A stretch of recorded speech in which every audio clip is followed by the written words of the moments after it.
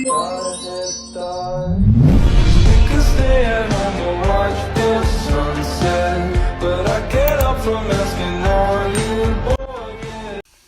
Assalamualaikum warahmatullahi wabarakatuh. Perkenalkan, nama saya Regina Devitri dengan NIM 210423440, jurusan Ilmu Administrasi Negara, Fakultas Ilmu Sosial, Universitas Negeri Padang. Baiklah, di sini saya akan presentasi mengenai prinsip keadilan hukum dan penemuan hukum dengan mata kuliah Sistem Hukum Indonesia. Prinsip keadilan hukum dan penemuan hukum. Di sini kita akan membahas tentang tujuan hukum, mazhab hukum, sifat, ciri-ciri dan unsur hukum, sumber hukum, konstruksi hukum, dan penafsiran hukum, serta penemuan hukum. Materi pertama adalah tujuan hukum. Tujuan pokok hukum adalah menciptakan tatanan masyarakat yang tertib, menciptakan ketertiban dan keseimbangan. Dengan tercapainya ketertiban di dalam masyarakat, diharapkan kepentingan manusia akan terlindungi. Tujuan hukum secara bersama-sama yaitu keadilan, kemanfaatan, dan kepastian hukum. Seperti kita ketahui, di dalam kenyataannya seringkali antara kepastian hukum terjadi benturan atau ketegangan dengan keadilan, ataupun benturan antara kepastian dengan kemanfaatan, ataupun antara keadilan dan kemanfaatan. Materi kedua adalah mazhab hukum. Mazhab adalah suatu cara untuk memandang hukum. Mazhab dapat diartikan sebagai aliran dan dapat pula diartikan sebagai ajaran hukum yang dianut oleh pengemban mazhab tersebut. Ciri-ciri dari suatu mazhab hukum ini adalah memiliki titik pijak tertentu dalam memandang dunia. Secara sosiologis, mempunyai komunitas tersendiri, sedangkan secara historis ada kontinuitas waktu. Mazhab-mazhab dalam hukum. Yang pertama itu adalah hukum alam. Mazhab hukum alam dapat dikatakan sebagai mazhab tertua dalam ilmu hukum. Dalam memandang hukum, mazhab ini dibagi menjadi dua lagi. Yang pertama adalah irasional, yang kedua adalah rasional. Aliran irasional memandang hukum yang bersumber dari Tuhan dengan eksponennya yang terkenal seperti St. Agustinus dan Thomas Aquinas. Adapun aliran rasional memandang hukum bersumber dari rasio atau akal manusia dengan eksponennya yang terkenal seperti Grotius, Immanuel Kant, dan lain-lainnya. Selanjutnya ada positivisme hukum. Positivisme hukum juga sering disebut aliran hukum positif. Aliran ini memandang perlunya pemisahan yang tegas antara hukum dan moral. Selanjutnya ada utilitarianisme. Utilitarisme atau utilisme adalah aliran yang menempatkan kemanfaatan sebagai tujuan utama hukum. Dalam hal ini, yang dimaksud dengan kemanfaatan adalah kebahagiaan atau happiness. Selanjutnya adalah mazhab sejarah. Aliran ini timbul sebagai reaksi terhadap aliran hukum alam yang mengandalkan jalan pikiran dedukatif dan tidak memperhatikan fakta sejarah, kekhususan dan kondisi nasional.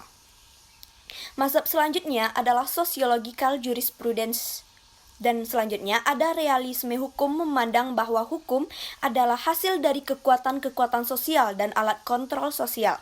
Selanjutnya adalah Freiheitslehre, ajaran hukum bebas yang berpendapat bahwa hakim mempunyai tugas menciptakan hukum. Materi selanjutnya adalah sifat, ciri-ciri, dan unsur-unsur hukum. Yang pertama itu adalah sifat hukum. Hukum mempunyai sifat mengatur dan memaksa. Ia merupakan peraturan-peraturan hidup kemasyarakatan yang dapat memaksa orang supaya menaati tata tertib dalam masyarakat, serta memberikan sanksi yang tegas atau berupa hukuman terhadap siapa yang tidak mau patuh menaatinya. Yang kedua adalah ciri-ciri hukum. Untuk dapat mengenal hukum juga harus dapat mengenali ciri-ciri hukum. Yang pertama yaitu adanya perintah atau larangan. Yang kedua, perintah atau larangan itu harus patuh ditaati oleh setiap orang. Setiap orang wajib bertindak sedemikian rupa dalam masyarakat, sehingga tata tertib dalam masyarakat itu tetap terpelihara dengan sebaik-baiknya. Oleh karena itu, hukum meliputi berbagai peraturan yang menentukan dan mengatur perhubungan orang yang satu dengan yang lain, yakni peraturan-peraturan hidup masyarakat yang dinamakan kaidah hukum. Selanjutnya adalah unsur-unsur hukum. Yang pertama adalah mengatur tingkah laku masyarakat. Sebuah produk hukum harus mengandung unsur peraturan yang berfungsi mengatur interaksi dan hubungan antar anggota masyarakat di tempat hukum tersebut berlaku. Yang kedua, dibuat badan resmi yang wajib tidak setiap orang, lembaga, atau hak memiliki hak dan kewenangan untuk membuat produk hukum. Hanya badan resmilah yang berwenang dan ditentukan berdasarkan kesepakatan. Yang ketiga adalah peraturan bersifat memaksa. Sifat hukum yang memaksa ini membedakan hukum dengan norma lain yang berlaku di dalam suatu masyarakat. Sifat memaksa ini ditandai dengan adanya sanksi bagi siapapun yang melanggar hukum yang berlaku. Yang keempat adalah sanksi bersifat tegas. Unsur terakhir dalam produk hukum adalah adanya sanksi yang tegas. Sanksi ini diatur di dalam perundang-undangan atau produk hukum lainnya yang telah disepakati bersama. Sanksi bisa berupa penjara, denda, bahkan hukuman mati. Materi keempat adalah sumber hukum. Sumber hukum adalah dasar kekuatan berlakunya hukum sehingga dapat digunakan sebagai peraturan yang ditaati oleh masyarakat. Sumber hukum material. Sumber hukum material adalah sumber hukum yang menentukan isi kaidah hukum dan terdiri atas perasaan hukum seseorang atau pendapat umum, agama, kebiasaan, dan politik hukum dari pemerintahan. Sumber hukum material merupakan sumber dari mana materi hukum diambil. Sedangkan sumber hukum formal adalah sumber hukum dari mana secara langsung dapat dibentuk hukum yang akan mengikat masyarakat. Dinamai sumber hukum formal karena semata-mata mengingatkan secara untuk mana timbul hukum positif dan tidak lagi mempersoalkan asal-usul dari isi aturan-aturan hukum tersebut. Ada beberapa sumber hukum formal yang ada di Indonesia. Yang pertama itu adalah undang-undang. Undang-undang atau perundang-undangan adalah peraturan perundang-undangan yang dibentuk oleh Dewan Perwakilan Rakyat atau DPR dengan persetujuan Presiden. Yang kedua ada kebiasaan. Kebiasaan dapat diartikan sebagai suatu perbuatan yang dilakukan secara berulang-ulang berdasarkan tingkah laku yang tetap dan lazim serta normal. Yang ketiga ada traktat. Traktat adalah perjanjian yang dibuat antar negara yang dituangkan dalam bentuk tertentu. Yang keempat ada jurisprudensi. Jurisprudensi adalah keputusan-keputusan dari hakim terdahulu untuk menghadapi suatu perkara yang tidak diatur dalam undang-undang. Yang kelima ada doktrin. Doktrin hukum adalah suatu pernyataan yang dituangkan ke dalam bahasa oleh semua ahli hukum. Materi kelima ada konstruksi hukum. Konstruksi hukum adalah cara kerja atau proses berpikir hakim dalam menentukan hukum atau menerapkan suatu ketentuan perundang-undangan. Konstruksi hukum terdiri dari atas konstruksi analogi, penghalusan hukum, dan argumentum e contrario. Yang pertama itu adalah prinsip objektivitas. Penafsiran hendaknya berdasarkan pada arti secara literal dari aturan hukum dan berdasarkan hakikat dari aturan hukum tersebut. Aturan hukum tersebut harus dibuat sejelas mungkin untuk perkembangan selanjutnya. Yang kedua ada prinsip kesatuan. Setiap norma harus dibaca dengan teks dan tidak secara terpisah. Bagian harus berasal dari keseluruhan dan keseluruhan harus berasal dari bagiannya. Yang ketiga itu ada prinsip penafsiran genetis. Selama melakukan penafsiran terhadap teks, keberadaan teks asli harus dijadikan pertimbangan, terutama dalam aspek objektivitas, tata bahasa, budaya, dan kondisi sosial dari pembentukan hukum tersebut, dan terutama dari pembuat hukum tersebut. Yang keempat, ada prinsip perbandingan. Prinsip ini adalah prinsip untuk membandingkan suatu teks hukum dengan teks hukum lainnya, menyangkut hal yang sama di suatu waktu. Keempat prinsip tersebut merupakan prinsip yang dijadikan semacam panduan dalam menentukan konstruksi hukum, berupa penafsiran dalam rangka menemukan hukum, sehingga kepastian hukum dan keadilan di dalam masyarakat dapat terjalin dengan baik. Materi keenam adalah penafsiran hukum. Penafsiran hukum atau yang umum disebut dengan interpretasi hukum adalah mencari dan menetapkan pengertian atas dalil-dalil yang tercantum dalam undang-undang sesuai dengan yang dikehendaki serta yang dimaksud oleh pembuat undang-undang berdasarkan sumbernya. Penafsiran bersifat otentik ialah penafsiran yang seperti diberikan oleh pembuat undang-undang seperti yang dilampirkan pada undang-undang sebagai penjelas. Penafsiran ini mengikat umum. Penafsiran bersifat doktrinair ialah penafsiran yang didapat di dalam buku-buku dan hasil-hasil karya-karya para ahli. Hakim tidak terikat karena penafsiran ini hanya memiliki teoritis. Yang ketiga, hakim penafsiran yang bersumber pada hakim atau peradilan hanya mengikat pihak-pihak yang bersangkutan dan berlaku bagi kasus-kasus tertentu.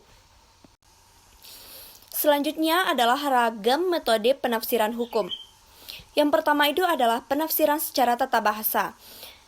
Penafsiran secara tata bahasa yaitu suatu cara penafsiran undang-undang menurut arti perkataan atau istilah yang terdapat dalam undang-undang yang bertitik tolak pada arti perkataan-perkataan dalam hubungannya satu sama lain dalam kalimat-kalimat yang dipakai dalam undang-undang.